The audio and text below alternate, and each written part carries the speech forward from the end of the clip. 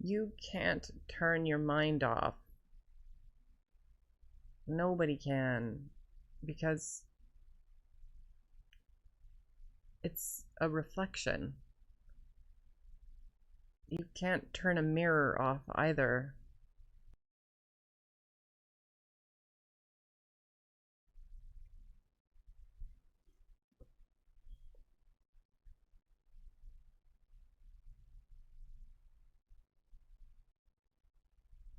So, usually, the first thing anybody says to me when I mention that I meditate or that I have a daily meditation practice these days is something to the effect of, oh, I can't meditate. I can't turn my mind off. And usually that's followed by some sort of descriptor of what their mind is like. They'll be like, I can't meditate. I can't turn my mind off. My mind's like this. And then blah, blah, blah. I sit down and this happens and that happens. And that's why I can't meditate. And the fact that you can describe your mind and why you can't meditate is like you're halfway there, because this idea that meditation is to slow the mind or to stop the mind or to calm the mind or to sit in silence or to create a practice where you can essentially turn the mind off is a myth. And it's a unfortunately a very pervasive myth, and there are reasons for it, and perhaps I will get into those reasons why that's a pervasive myth in sort of the New Age and even just Eastern mysticism communities. There's sort of a good reason for why that pervasive myth exists, but that's for another video. This video is to address that question, which is like, why can't I meditate? Or the comment, I can't meditate because my mind is too busy. Because it is the most common one. And this is my first video, so it feels like this is like the right place to start. And if you've clicked on this video, then clearly this is something that you've thought about, but you're pushing one step further. You're like, is there something out there that can help me? Because I really want the benefits of meditation, but I can't do it. If you can describe to me why you can't meditate, what goes on in your mind, then again, you've already begun the process, because at its heart, meditation really isn't about slowing the mind or emptying the mind or stopping the mind. It's really about knowing it, getting to know how it behaves. So we have this idea that the mind is sort of a byproduct of us, but if you can witness it to be able to tell me what it's like, then like, who's the witness, right? So if it's you, then how would you be able to see yourself? It'd be like trying to see the back of your own head. The reason why we can see the behavior of our mind is because the mind is actually a like reflection of our sensory experience. So everything we've taken in, it's taken in all of this sensory experience, it's taken in our lifetime, it's taken everything that's been spoken to us, spoken around us, and even more so than just that, even the subtle energies that we don't necessarily like perceive right away or easily. Your mind is taking in those as well. So things like what we would consider, you know, unconscious absorption or like subconscious mental processes, because we're actually taking in subtle energies as well, right? So the mind is a little bit like a squash court, in that it's sort of a contained space, and all of these sensory experiences and thoughts and all of these things are essentially just like balls like bouncing around And for you to think that that's you, that's who you are, that you can control it, that you can slow it down or anything like that, that is impossible. It's not you, it's not your mind. It's just like, it's like saying that you can control your TV by like staring at it really hard, or turn off your TV by staring at it really hard. That would be the idea. If you want to say meditation is the process of slowing down or stopping the mind, that is the equivalent of saying if you want to turn off your TV, stare at it really hard. The TV isn't you. You can't turn it off with your brain. Like, you have to actually get up and turn a separate object off. And in the case of the mind, it's not something that, because it's a reflection of the world around us and it's just like our feedback system, there's actually no way for us to turn it off. All we can do is watch every show until there's no more programming. And that's what meditation is. It's literally binging Netflix until you've seen everything and nothing can play anymore. And certain things do show you repeats. A lot of things show you repeats. And you have to watch those repeats over and over and over and over and over and over again until the tape wears out. I don't meditate to slow my mind down or empty my mind. I meditate to slow my body down, to still my body.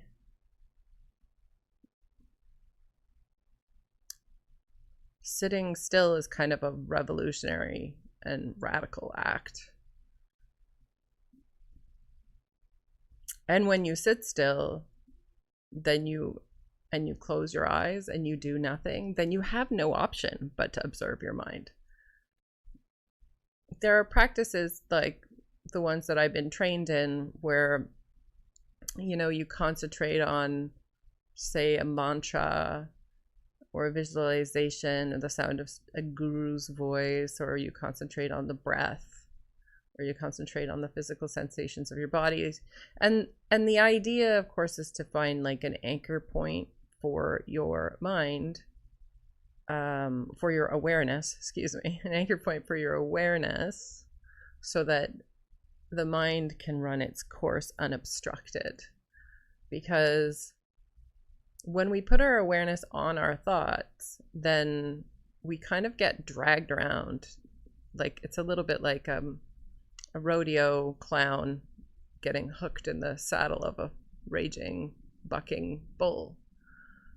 So these anchoring points are supposed to be so that you can kind of be in the audience, as opposed to being the clown being thrown around by the bull. But in my experience, that is a tall order, and that's probably why you're watching this video, because even that is insane to ask. My experience is that if you choose to meditate every day, just sit, close your eyes, don't worry about your practice, don't worry about your posture, don't worry about anything, just sit and close your eyes. You don't even have to concentrate on your breath. You can be the rodeo clown. Feel free to follow your thoughts. But if you set a timer for, a set amount of minutes that is a little bit more than your comfort zone, so that you're forced to sit with your eyes closed and just be that rodeo clown for, say, like 30 minutes. Let's say 30 minutes is past your comfort zone. That's the uncomfortable threshold for you. Say you can do it for 20 minutes, fine, but 30 minutes is torture. So set it for 30 minutes. That last 10 minutes is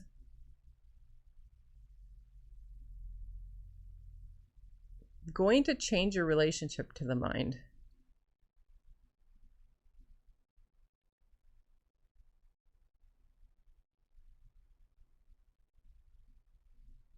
Because even if you choose to chase your thoughts and follow them and put your awareness on your thoughts and your thought processes, if you have to sit still with them long enough, you start to see patterns. and you start to see how they change.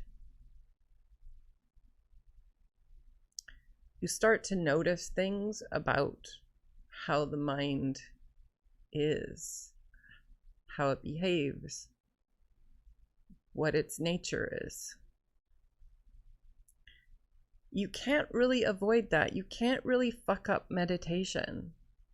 Like I said, like, you don't have to do any kind of practice. All you have to do is sit with your eyes closed, just a little past that threshold, and you will gain wisdom into the nature of the mind. And as a result, just even tiny amounts of awareness of what the mind does, how it repeats itself, or how it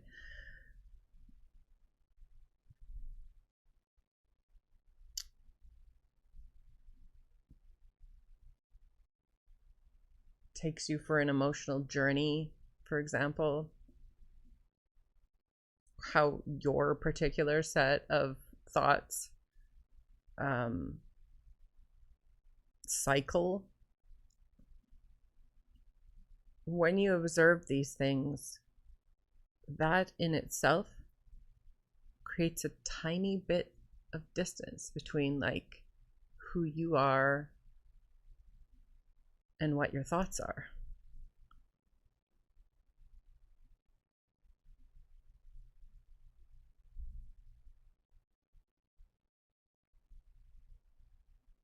It's hard to get yourself confused with something you can see that's outside of you.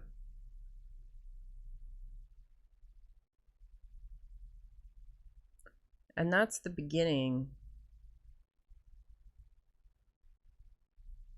That's the beginning of the process. That's all you really need to start reaping the benefits of meditation.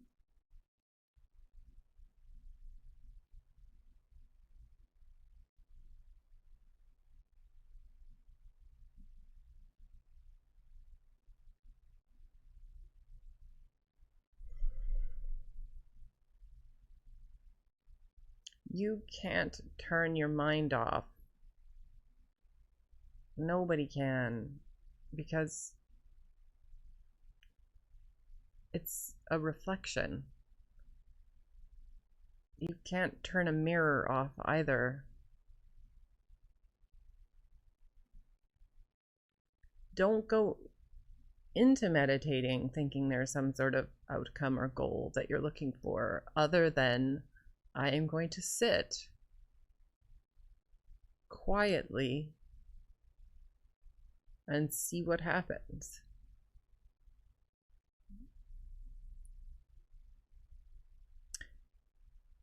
And this is where the gift is in the discipline of repetition. You wouldn't expect yourself to become an Olympic swimmer on your first swim. You would start small and work your way up to that. But you can't become an Olympic swimmer by swimming once or twice a week, or once or twice a month. Certainly you'll be a better swimmer than somebody who has never swum before, but you're gonna be a pretty weak swimmer if you swim that often. But if you swim every day, without any goals or intentions about it other than just I feel like swimming, you'll just automatically get better at swimming.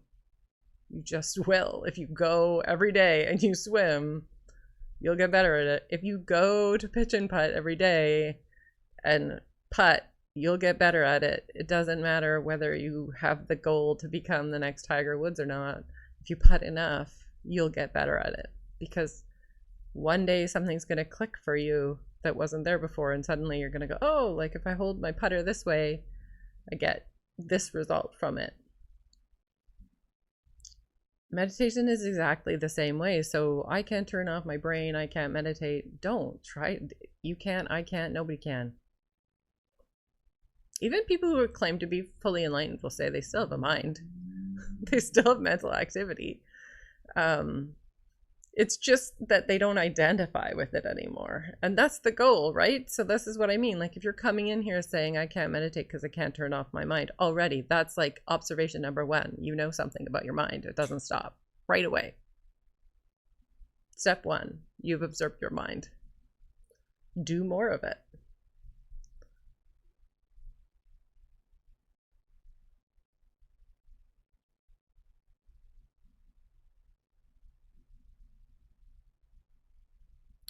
The benefits of daily practice are that, of course, this distance between the sense of who you are and what your thoughts, what your mind is, grows. And that gives you a sense of peace, right? This is that, scientists say meditation, creates a sense of peace. It's also just calming. Like you learn how to calm your nervous system because you get more into your body. Again, don't even have to try. It's nice if you can put your awareness on your body once in a while as like a touch point. That's, one of the many practices that are out there. But you don't have to. That will be a byproduct of just sitting with your eyes closed eventually. If you do it enough, it will happen on its own.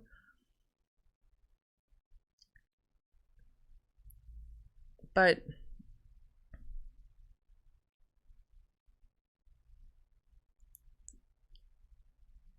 the other thing that happens is if you do it as a daily practice every day, it's going to be nonstop chitter chatter. And then one day,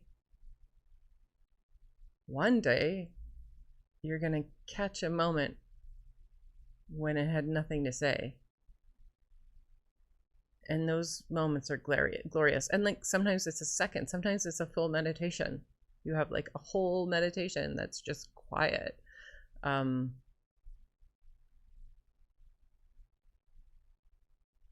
I think that's maybe some of where the myth comes from, because essentially what happens is it's like a child having a tantrum. Like it runs out of energy at some point. But like a child having a tantrum, just because it ran out of energy that day doesn't mean it's going to run out of energy the next day. Like they can have another tantrum like a couple hours later.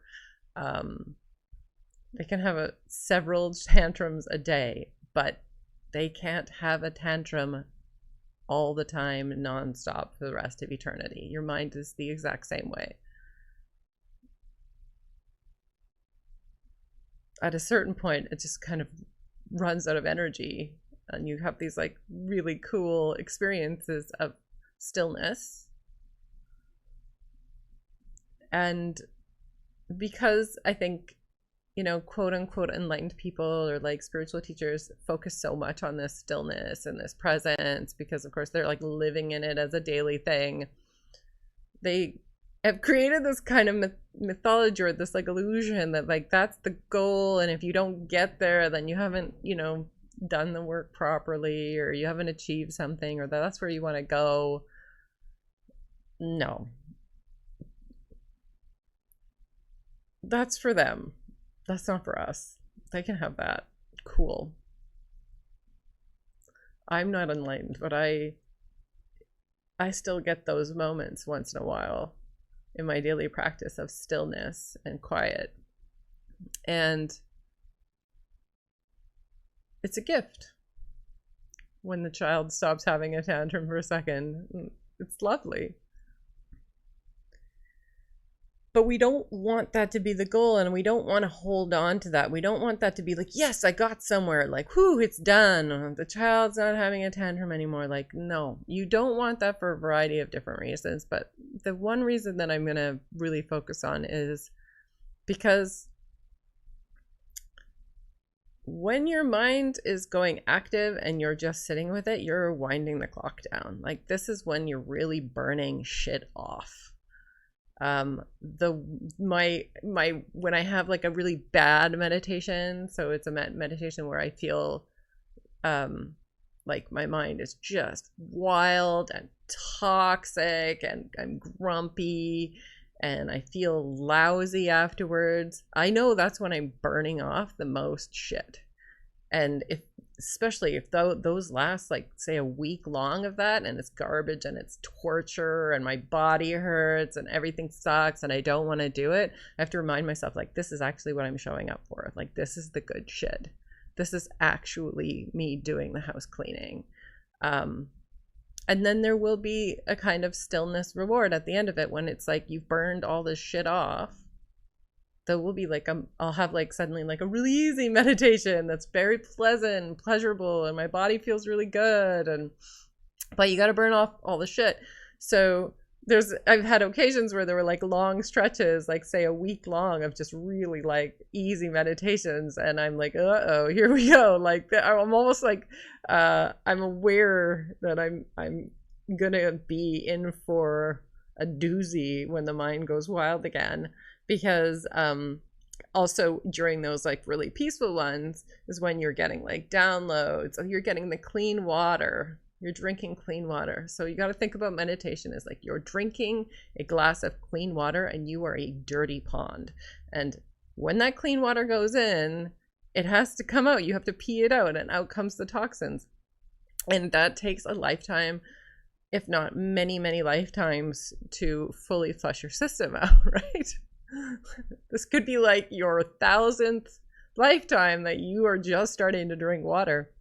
So, you know, you have these peaceful meditations. It's like drinking this clean water.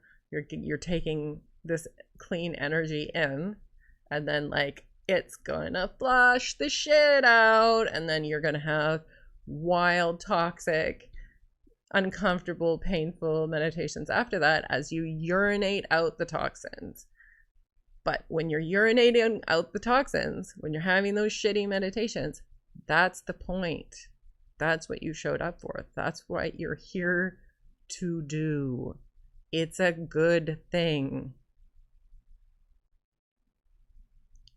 But just like drinking water, one glass is not enough. Like, you can't, it's like if somebody's really unhealthy, which we all are, you know, mentally, you know, save for a few exceptional human beings who these videos are not for.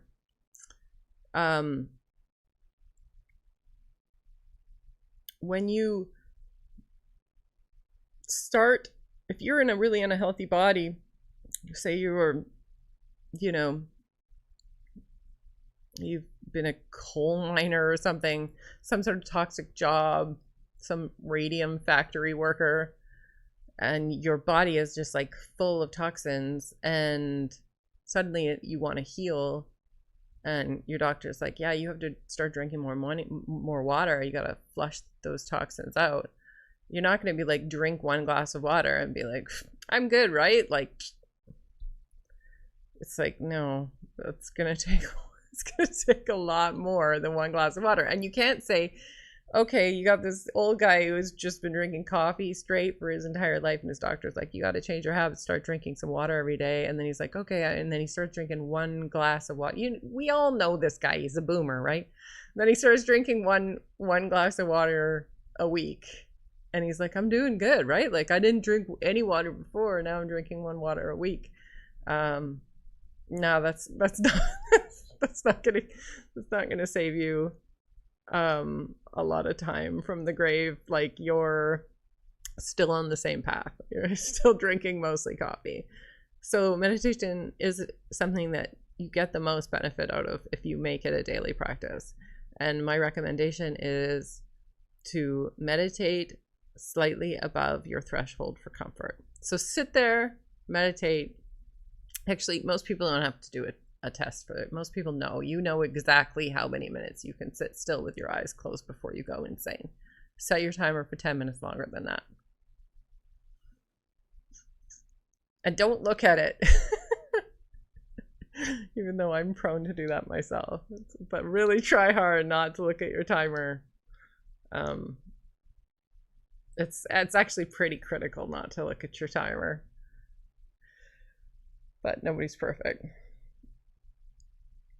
So try it. Tell me what you think. Tell me how it goes. I'm very interested to get your feedback. If any of this resonated with you, yeah, feel free to comment. And it was nice to meet you all.